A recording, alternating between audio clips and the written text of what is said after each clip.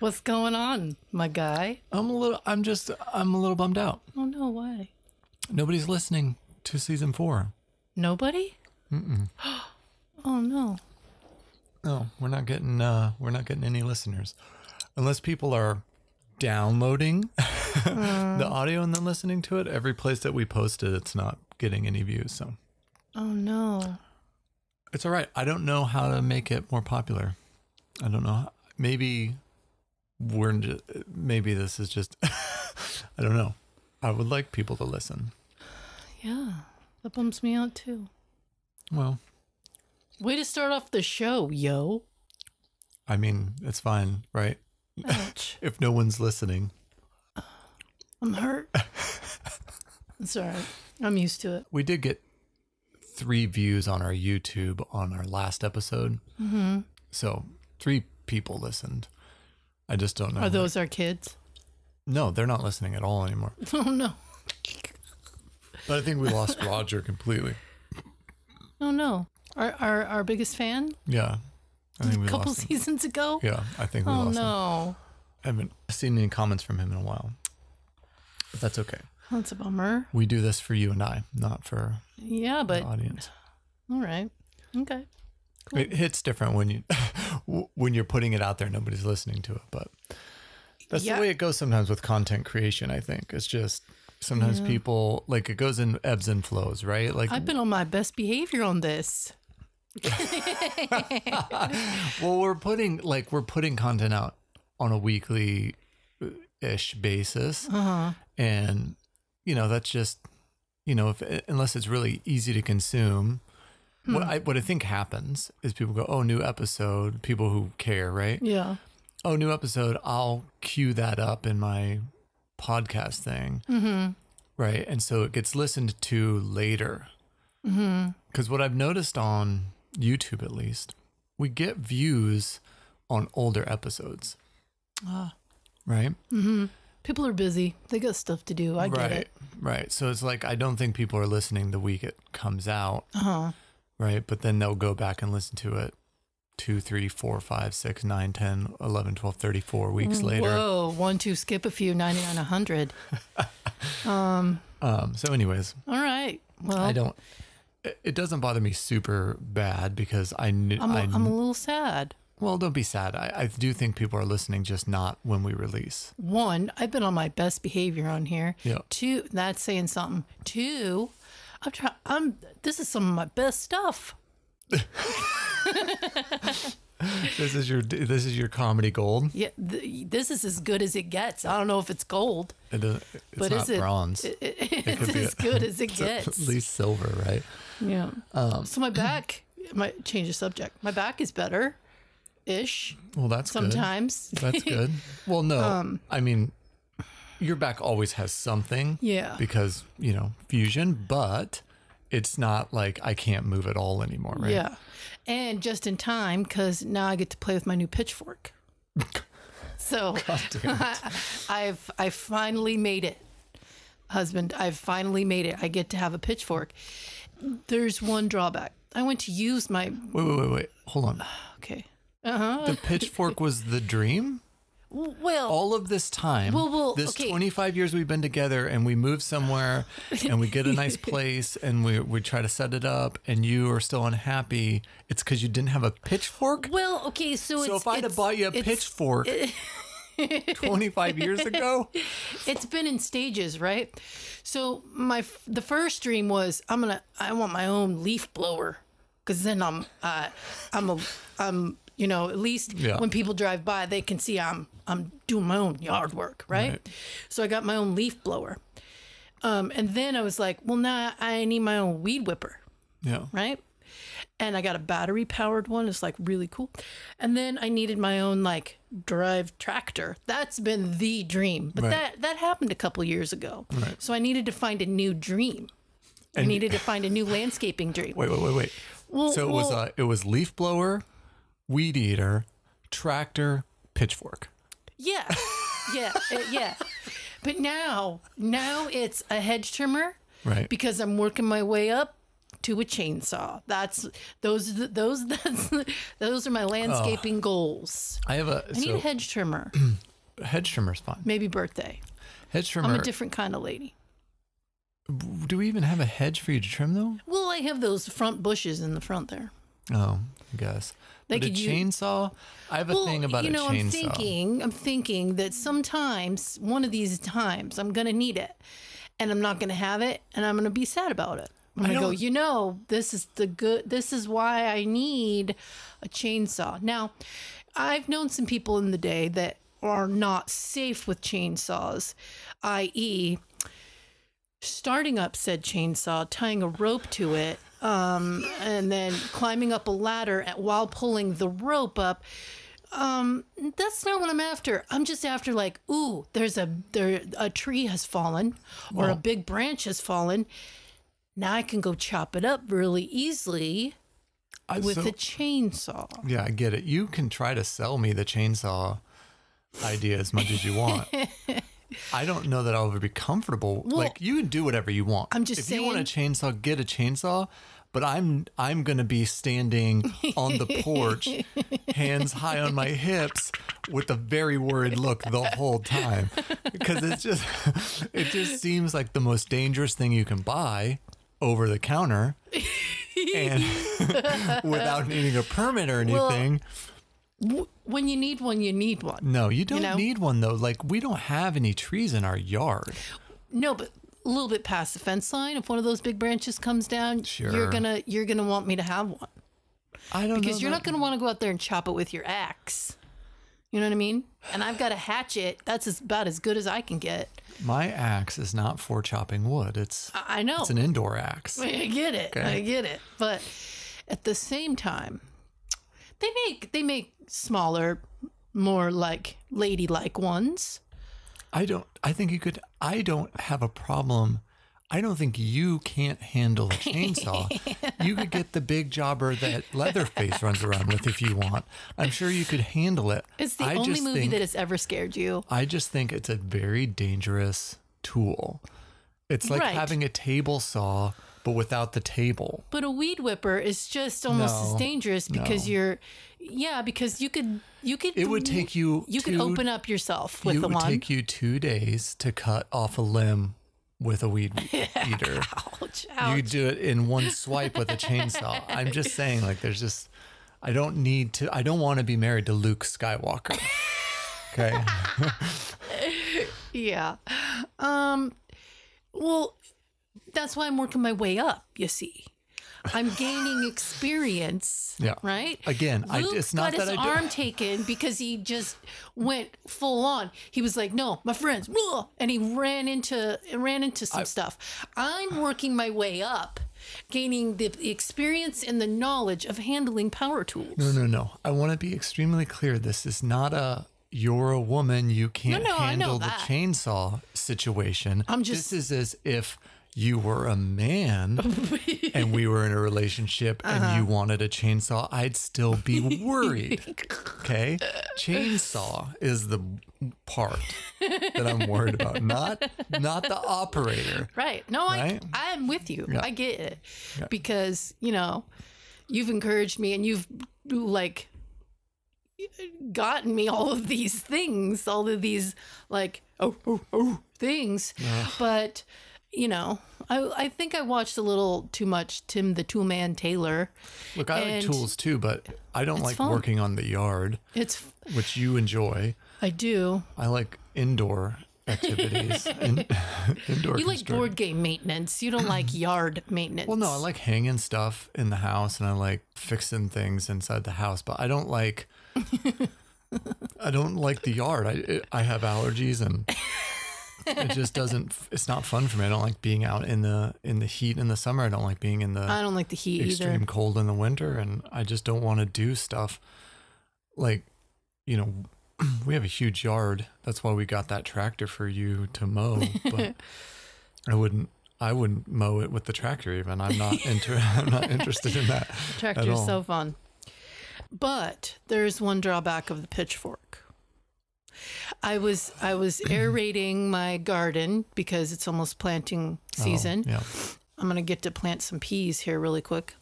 So I'm kind of like aerating I'm stirring it up a little bit, and out pops a toad.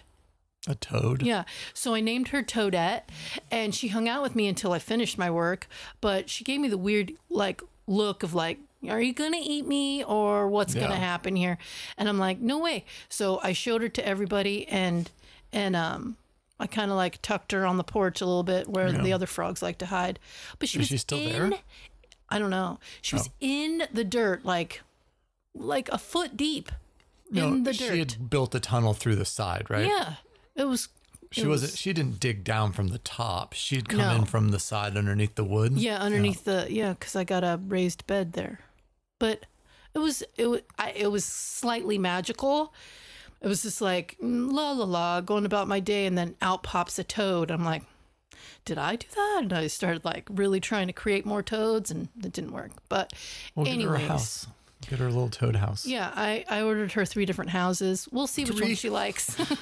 Or she's gonna just go shopping. You're her real estate agent. Wonderful. Yeah. So I got some good calluses building up. So we didn't do an episode last week because of the invasion of Ukraine. Right. And that's still ongoing. It's still awful and terrible. And, we're hoping that folks that can help did help in some way. I know that some folks are just going over to the Ukraine to help them fight, but they don't have the guns and equipment, right? So there's just people there who don't have any way to do the fighting. Mm-hmm. I do think it's interesting that, there's been some rumblings online that since we basically blocked Russia's access to, outlets, social outlets, that those outlets have started to lean further left in terms of what people are seeing on their timelines. Mm-hmm. Whereas before it was like super, super conservative, like way super far right conservative, like authoritarianism stuff coming constantly, right? And now it's like started to mellow out and stuff is more liberal. And so folks have like a theory that Russian hackers or Russian bots were causing a lot of that, that really right-wing stuff to be popping up. Now, they can make that stuff pop up, but then other people are sharing it, right? Mm-hmm. So there's still a problem there, but it's lessened somehow. Well, I think that might be a tactic. They've been participating in a cyber war with us forever to cause chaos and let us fight ourselves.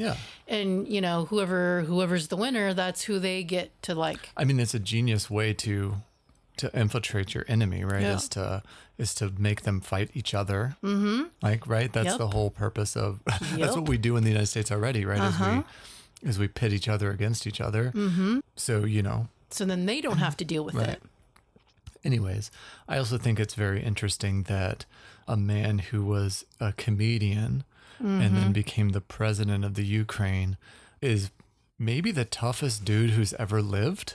I don't want to say that because that's taking away from other tough people, but what the fuck? Yeah. Like, guy is just standing his ground.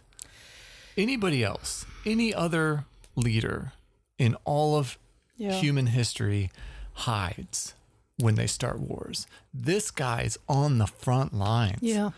And he's becoming kind of legendary. Yeah, because there's something to be said about non-politicians as leaders. Yeah. That end up showing the politician leaders how it's really done. Well, I mean, like you could say, oh, he just doesn't know any better. Right? Okay. He doesn't have the experience, so he's just like doing what he thinks a leader should do. But how's that bad? It's not bad. I don't think it's bad. I don't know, like, what the truth is going on of anything, right? No, none of us really do, except for the things that we directly experience or are directly involved with, because you can't trust what you see 90% of the time on the media or in social.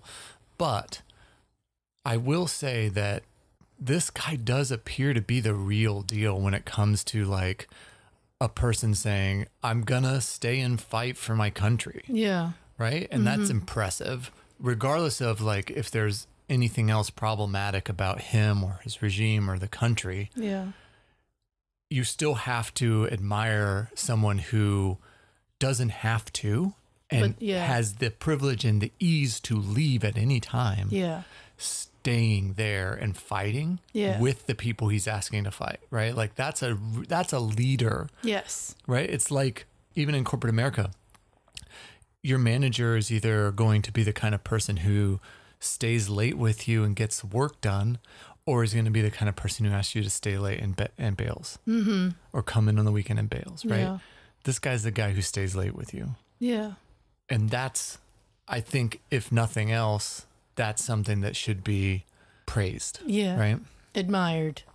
Well, I'm having a hard time with admiration of people lately just because it's so easy for a human being to make a mistake and then it feels like a letdown.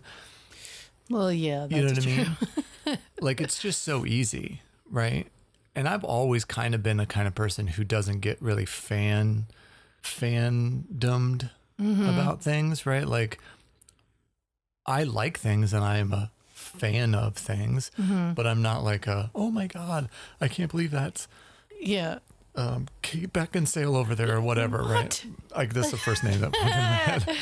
But you know what I mean? Like You're not crying over Elvis. I get it. Right. Like I see like Miley Cyrus at the Tennessee Mall and I go, oh, it's Miley Cyrus. And I just keep going on my day. Like I recognize your fame, but I don't care. I'm not going to try to like be your buddy or something. And I like Miley Cyrus. I think she's talented and right. Like if I actually met her in a real situation and not like me going over, but just a real situation, right?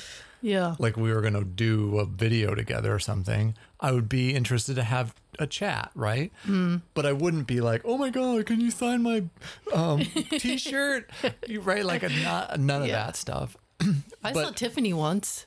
Yeah, you and I saw Tiffany in Nashville once. In the Urban Outfitters. And she just smiled at us. And I'm like, yeah, Tiffany smiled at me. That's all I needed. And then I was like. And we went, we know who you are, but we're going to leave you alone. We gave her that nod of like, we recognize, but this is your time with your mama. Because she was shopping with her mom or something. Yeah. Yeah. And I just. Because it can turn so quickly and you can go, oh, gross. Yeah. And I part of it, I think, is that I don't believe that anybody's better than me. Yeah. And I want to be clear, that doesn't mean I think I'm better than everyone else. Right. It just means that we're all one. We're all human beings. Yeah. And I don't care how much fame or money you have or how popular you are. That does not make you a better person or above me in some way. Yeah. Right?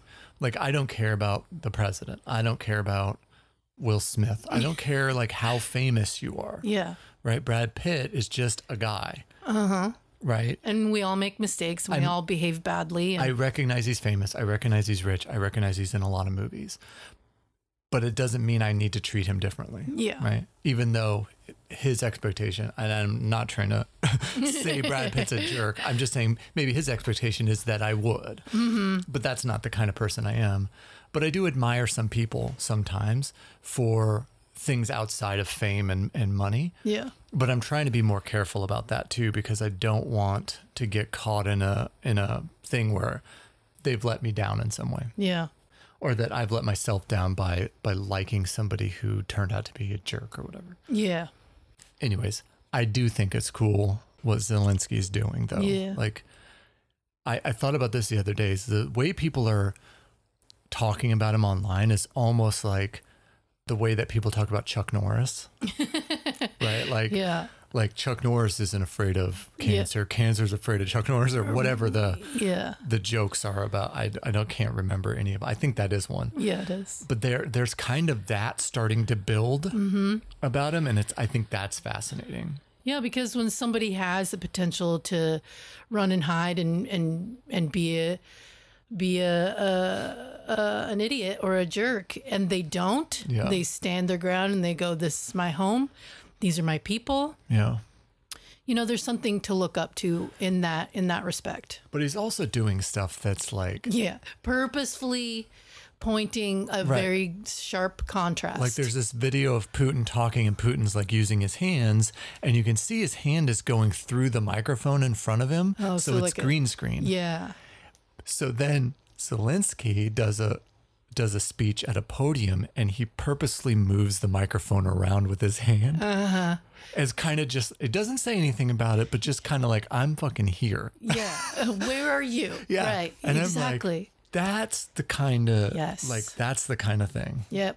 Anyways, I really hope that gets resolved soon. Me too. I have a lot of fear that it won't. I mean, I'm Gen X, so I've been worried about World War III for my entire life. Yeah. Right? It's always been a thing hanging over. It's like, oh, Russia's a superpower, the Cold War. Any second, we could just start nuking each other. Right. And it's always been scary. Yeah. And the fact that this is happening and that if he succeeds, Putin succeeds in invading Ukraine, what's to stop him from starting to invade the surrounding places that also used to be part of the USSR? Yeah. Nothing. Right. Right? Mm-hmm. Other than NATO. Yeah. But then NATO gets involved and now we are in World War III. Yeah, because then everyone has to pick a side. And we've been, right. The United States has been burned in that situation before. And there were... Well, we're part of NATO, so we would have to fight with the NATO allies, right? So it would be NATO versus whomever Russia gets behind them, right? Which is likely North Korea, who's been wanting to shoot missiles for a long time. They're just so trigger happy. Right? And they can probably get in, China and some other countries, but then it's widespread, right? Yeah. And then it's just our destruction. Right. Right. And for me personally, it's all way too scary. Yeah. To know everything about and to dive into and know, and we can't know everything about anything. I get really sensitive and overwhelmed about it all. And so I mostly try to, I remember the quote of Mr. Rogers, and he goes, anytime you're scared, when something major like this kind of happens, look for the helpers. Yep. And so that's what I try to remember, is that there are people in other countries and in Germany who are willing to open their homes for Ukrainian people. And when Russian soldiers, Poland too. Let's not forget about Poland. Right there on the border. Yeah, but they're putting out food and water and shelter and clothing and opening their homes. And that's what I want to focus on. That's where I feel like there is still some hope, and there is still some. And there's still COVID, right? And so it's even more of a it's just the dangerous. attack is forcing people to group up in groups that they normally wouldn't. Yeah. So people who were safe from COVID are now at risk. Yeah. And there's people that are not only trying to save their children and their family members, they're also trying to save their animals, their pets and their dogs. And a lot of transportation aren't allowing large dogs on the trains and stuff. And so some people are willing to stay behind and find a different way across the border it just goes to show you that not everyone is bad. Not everyone is out to get something. Not everyone is willing to be greedy and awful. And I do think the majority of human beings would prefer no war. I saw a video yesterday online that they'd asked 100 Russian citizens if they would nuke the U.S. And the vast majority were like, no way.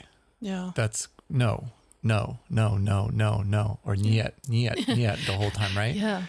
But there were a few that were like, yeah, I would do it. And it's like, that's true everywhere, right?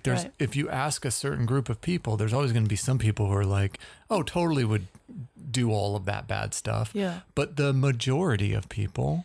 And that's where I always miss it. And I always go, well, these people are being so loud that must be the majority. But that's all bullshit. No. It's the opposite. They are the minority. Yeah. And maybe they have some people in power that are loud and obnoxious and, off their,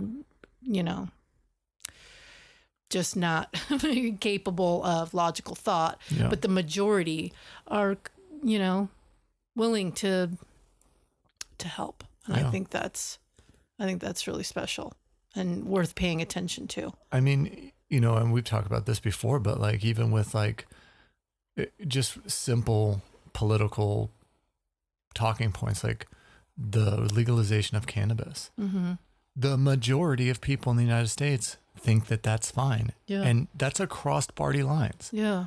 That's not like the majority of liberals and the liberals are the majority. It's the majority of people, Yeah. regardless of where they fall on that political spectrum, Mm-hmm. think that that's fine. Right? Yeah. And it should be fine. But we don't do it like that. We break ourselves into these teams, and then this team over here is like, well, we can't legalize that, and abortion should be illegal. And so then everybody on that team, regardless of whether they believe those individual points or not, or agree, they're like, oh, well, I'm on this team. Right. So and we do that with states and countries, right? Like we separate ourselves an enormous amount through taxonomy and categorization. Yeah. And it's unnecessary because if you talk to people without categorizing and taxonomy, you get a much better view of the data, the reality of what people want. Yeah. And I don't think the majority of people want war. I think the minority of people want war. Yeah. In fact, I think there's a very, very small percentage of human beings on this planet that think a nuclear war is a smart or, good way to gain more power. Mm-hmm. But unfortunately, sometimes those people get into power because when you're not looking, they gain all these. Or they just take it. Yeah. Putin just took it. I mean, in that situation, that's not a thing where he gained power. He just took it. He's like, no, it's mine now. Right. Right? Right, I guess so. And also they're saying that, or some folks are saying that it looks like, and I don't know, put a lot of stock into the, armchair diagnoses, but looks like he might have the signs of early onset dementia. Yeah, but they were talking. They were talking about that about Dump too, but that was. What do you mean? That was. I mean, he's just gotten worse. I know, but what I'm saying is that doesn't really matter because. Oh, I see what you're saying. Yeah, no, it doesn't. Because people around him just keep egging him on. Yeah. No, you're right. So he's this like. I don't know what you even call it, but he's like this anomaly that he's just allowed access and allowed to talk and to speak. And you're like, nobody's going to stop him? Yeah. Why do you keep giving the guy the microphone? That's what I'm saying. I don't understand it. All right. It's all terrible. We're in support of the Ukraine. I look for helpers. That's what we both look for helpers. We don't want this for anybody, and we love everyone that's listening. If you're listening, all three of you, I thank you. There's more people. I was being a little bit of a downer. We love people, okay, and we want everybody to be safe and happy and fine. That's our contribution to this world, is trying to give you a little bit of levity, I guess. Yeah. So with that, let's get into our super heavy topic of the week. What did you want to talk about this week? You had a specific topic. Yeah, so I'm going to start it off with a quote. Holy moly. Quote, quote, quote, quote, quote, quote, quote of the week is back. All right. So, quote, "The secret source of humor ain't joy, but sorrow." Mark Twain. And that makes sense because, And I'll tell you why. Even though countries in the world right now are looking at everything that's happening in the Ukraine and in Russia, there's a lot of unrest all over the world. Yep. And this just happens to be the newest topic to talk about. Yeah, and it's getting a lot. We would be remiss if we didn't mention that it's getting a lot of press, and the reason for that is because it's a white nation being invaded, right? And previously to that, invasions of brown nations and black nations have been suppressed, or shown in the media as being like, oh, this isn't a real city, or these people are not like us. This is not a real threat. Why are they running here? These are terrorists. This is where terrorists live. I don't believe this. I don't either. I believe that anyone that is gross. Yes. I believe that anyone that's in fear of whatever should be able to feel safe. Yes.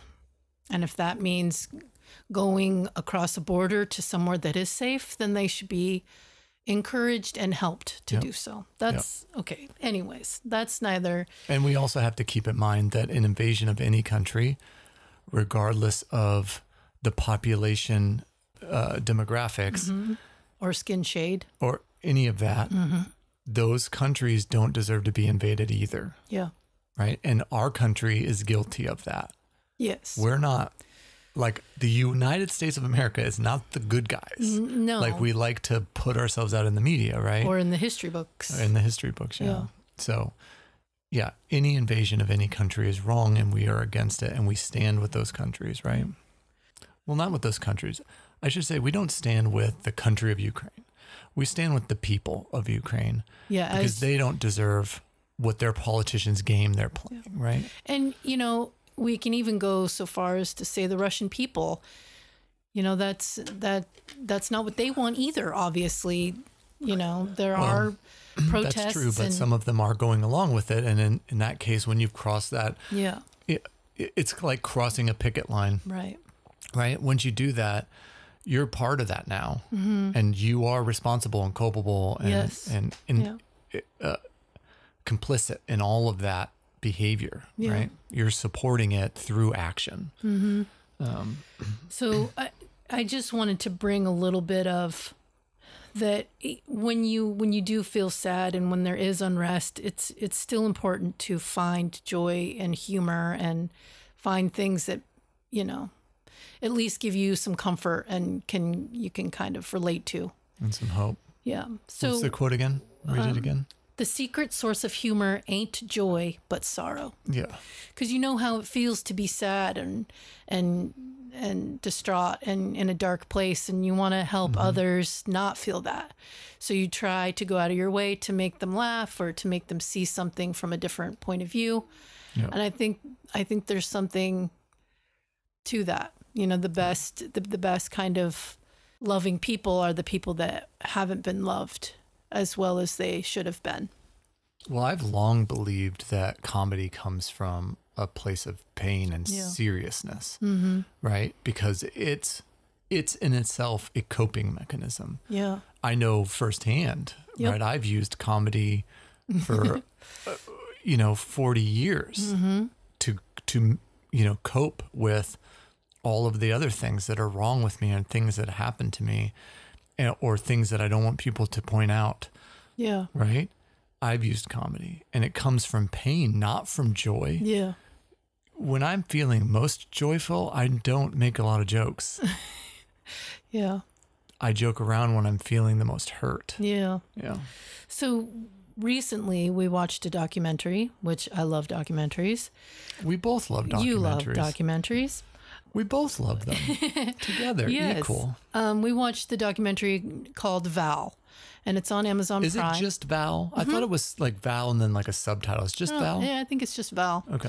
And it's about Val Kilmer, and it's a sleeper, I think. I don't want anybody to miss it because... Well, I went into it being just vaguely familiar with Val Kilmer from my childhood and being ditto. Willow and Real Genius and Top Gun. See, I'd only seen a few of these. Yeah. I've seen Batman a number of times. I've seen Top Gun like a dozen times. Yeah.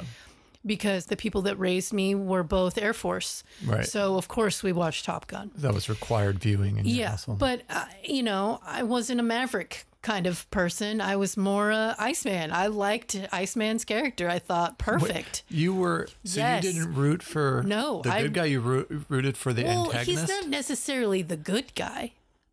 Maverick doesn't follow the rules. No. He leaves his wingman constantly. But in the story, protagonist... Maverick, antagonist, Iceman. Oh, antagonist. And Wolfman, yes. Absolutely. Absolutely. And it's not because of the bad boy situation. It's just because of the adorable looks of Val Kilmer versus Tom Cruise? Because I know you've always been more of like a ew Tom Cruise and more of like a Val Kilmer kind of girl. Yeah, I think maybe when I was younger. Yeah. And you know what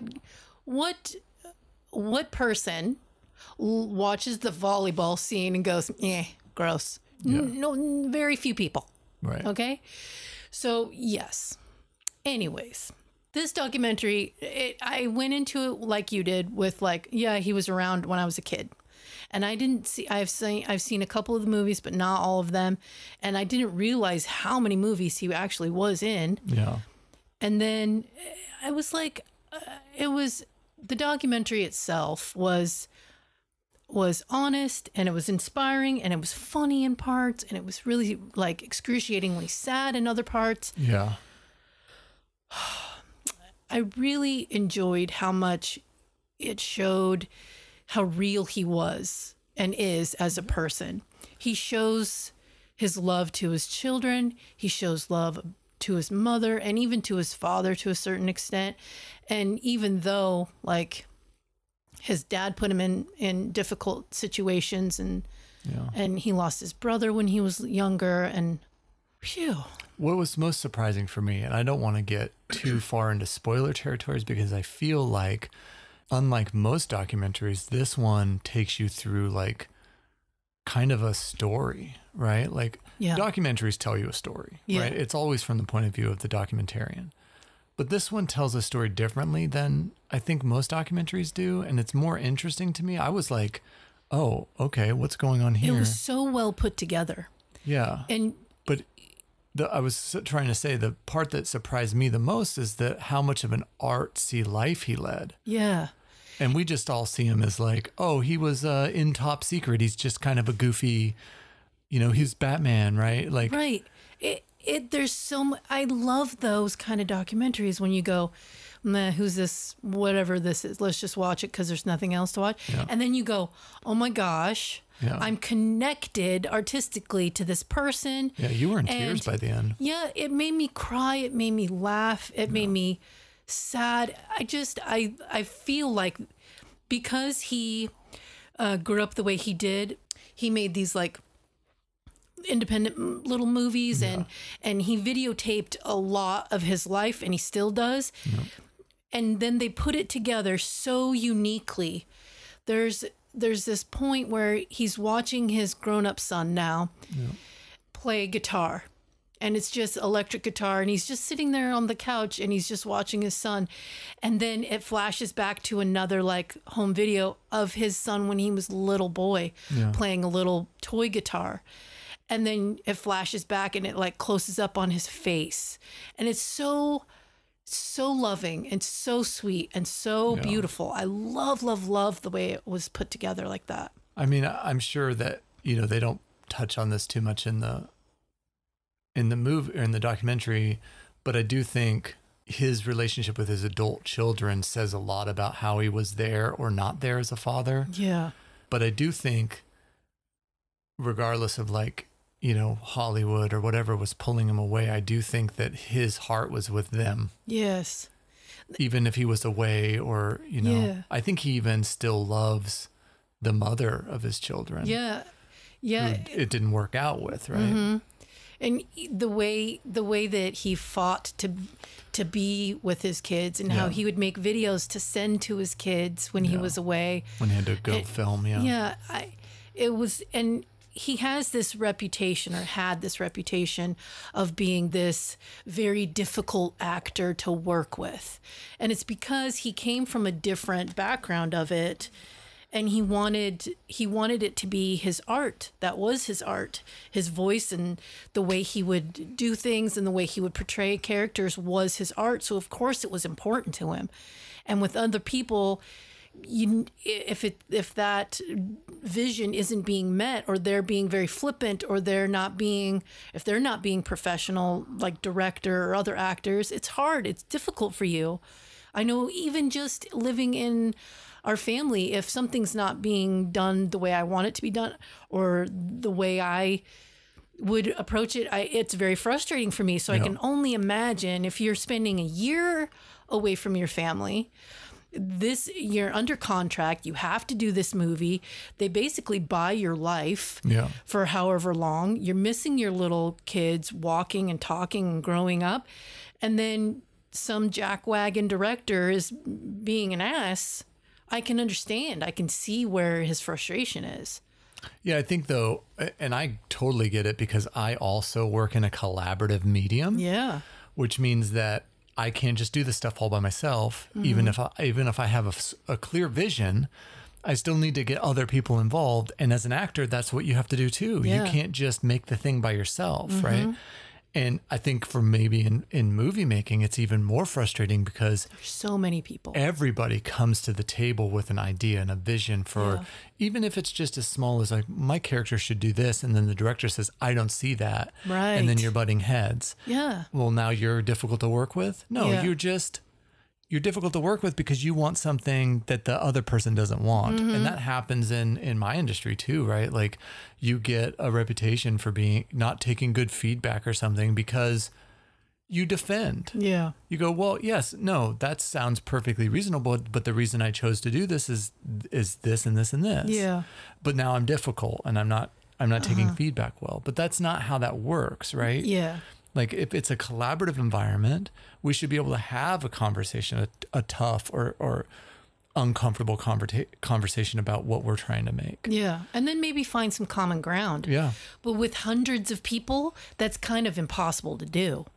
And it's impossible to do with 5 people. Yeah, they've shown, and they show all this footage of him on movie sets, and he's having a good time with the other actors, but then the people in charge are like, turn the camera off, and what are you doing, and let's go, and he's like, why are you being like this? Yeah, this is supposed to be art, and it gave me a completely new way of looking at it and going, oh, of course, they're not just people getting obscene amounts of money. They're some, I guess, maybe would, but the ones that really want to make it their art and they're a part of them and who they are is this thing. Yeah. It was just really eye-opening. I was still really get paid pleased. Obscene amounts of money. Absolutely. But yeah, some of them take it more seriously than others. Yeah. And it's just how much he loves acting. You could definitely tell, and how much he would make these audition tapes. Like when he would hear some director or writers were making some kind of movie, he would make these audition tapes as that character, and he's like, I'm going to give you a couple different voices. He's so outgoing with it. It was like, oh, that's a little uncomfortable for me to do, but that's how badly he wanted it. I do wonder, like, when you learn to, I don't have any experience acting, except for, the stuff that I do when I'm doing little bits for you guys. But I do wonder if, there's a lack of training on how to receive and give feedback in acting as a profession, generally speaking, or directing as a profession.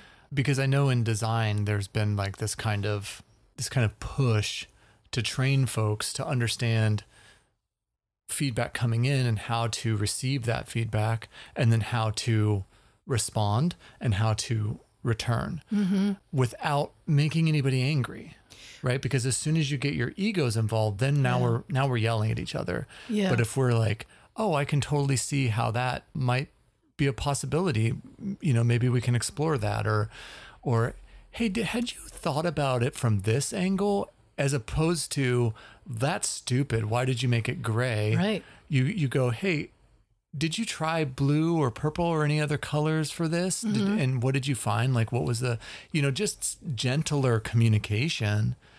Those are bad examples, but you get what I'm saying. That's absolutely true. But we have to consider that they're still just people. Yeah. And so the very foundation of communication starts when you're little. Right. So if you have people raising you in charge of you who aren't capable of that, you're not going to learn that at all. No, but I think everybody has capability of changing. It's just as you get older, you have less desire to change. Yeah, but also if you've been hurt in those, it starts, you can say, Yeah, there's trauma involved for sure. right. That's what I'm trying to say is that, you're in the middle of a project and someone comes and goes, well, how are you? What? And you go, you start to feel defensive. Yeah. I know in my situations, I get really defensive because the last thing I want is for someone or for it to feel like someone is being negative about what I'm trying to accomplish. Yeah. It's hard. It's very hard. It's very difficult to I have to see your way around it and go, they're not meaning anything malicious about it. Yeah. They're just maybe asking questions, which for me is a huge trigger because I don't know why. Yeah. I don't know where that comes from. I've been giving and receiving feedback for 21 years. It's a majority of my job. And I still struggle with feeling hurt when people question choices and wanting to defend too far.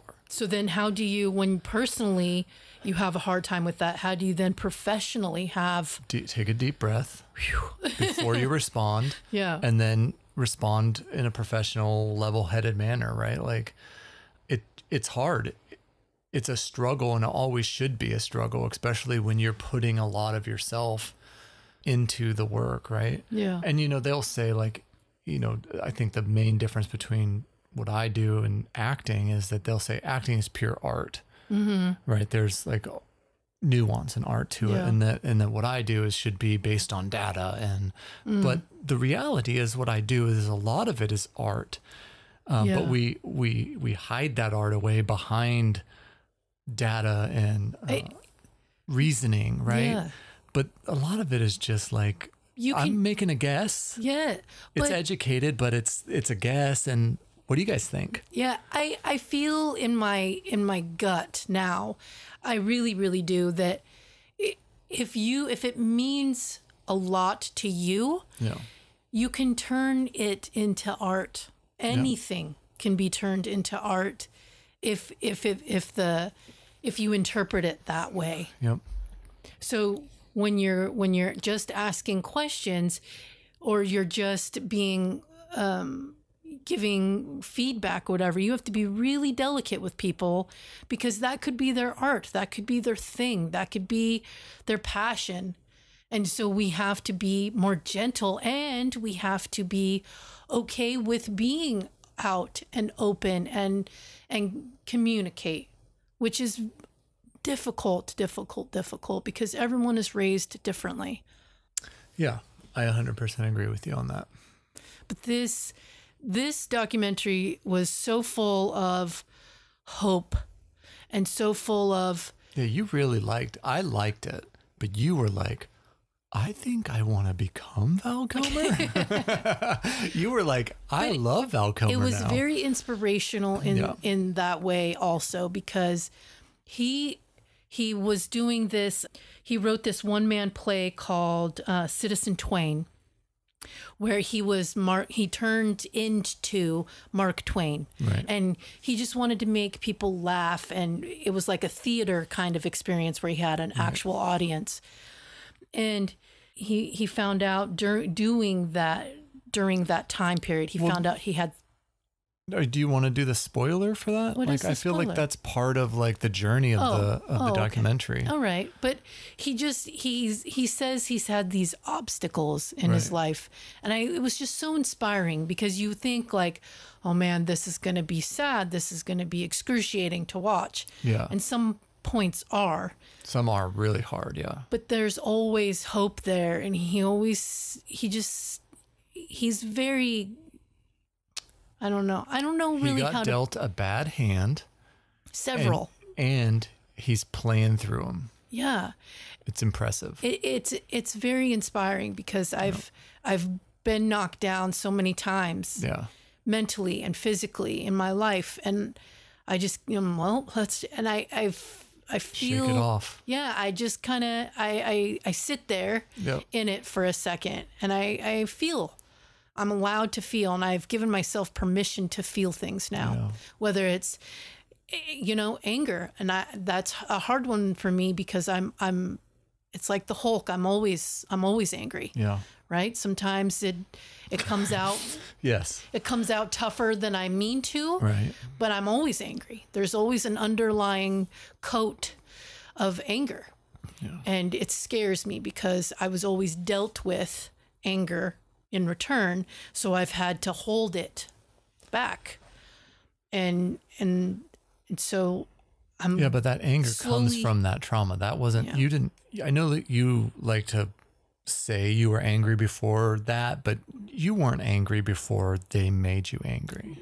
Yes. I felt like I was a fun-loving, happy-go-lucky, skipping around, running everywhere, climbing trees kind of kid. You were. When I was 4 and 5. I remember. I remember just wanting to be outside, and I wanted to run around with my dogs, and I wanted to cuddle my rabbit, and I wanted to play with my cats. And I remember being that little kid, kind of happy. Yeah. And then slowly over time being dealt with such anger and like abuse. And it wasn't my fault always because I was a child. Yeah. So watching something like this that I can apply to my own life, my own experiences, and I can use that and I can turn that into something that's still beautiful and still is part of me. Yeah. With like these quote unquote obstacles. It's not my life. It's part of my life. Yeah. It's inspiring. And it came out of nowhere, but I'm all in now. I'm watching all the Val Kilmer movies I can. You're like, what do you want to watch? I'm like, I don't know. Kiss, Kiss, Bang, Bang. Anyone?